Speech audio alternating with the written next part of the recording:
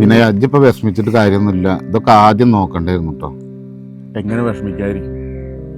ഒരാളുടെ മുഖത്ത് പോലും നോക്കാത്ത ചെക്കനാണെന്നു. അവനാണ് ഇപ്പോൾ കൂടെ പഠിക്കണവൻ്റെ തല പൊട്ടിച്ചിട്ട് പോലീസ് കൊണ്ടുവരുന്നത്. ഞാൻ നിന്നോട് അന്ന് പറഞ്ഞാണ് അവൻ്റെ കൂട്ടുകെട്ടൊന്നും ശരിയില്ല എന്നുള്ളത്. ഈ അന്ന് നോക്കേണ്ടതൊക്കെ നമുക്ക് ആരുടെയും കയ്യും കാലും പിടിച്ചിട്ട് അവനെ ഇറക്കാം. ഈ പോരെ? വേണ്ട, ഞാൻ വരില്ല. അവനങ്ങനെ ചെയ്തിട്ടുണ്ടെങ്കിൽ അതിൻ്റെ ശിക്ഷ അവൻ അനുഭവിച്ചിട്ട് ഇറങ്ങിയാൽ മതി പുറത്തേക്ക്.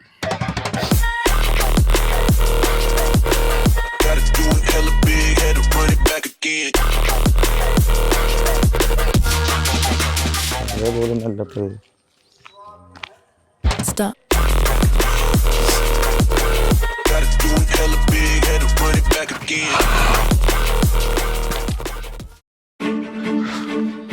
വരാൻ പറയും. ഇന്നത്തോടെ കണ്ട് പരിപാടി എടുത്തോളാം. നിങ്ങളെ കൊണ്ട് കൂട്ടിയാൽ കൂടൂല. 2 ദിവസം അത് കഴിഞ്ഞാൽ ഞങ്ങൾ ഇവിടെ തന്നെ ഉണ്ടാവൂടാ. പുറത്ത് ആൾക്കാരുണ്ടാ.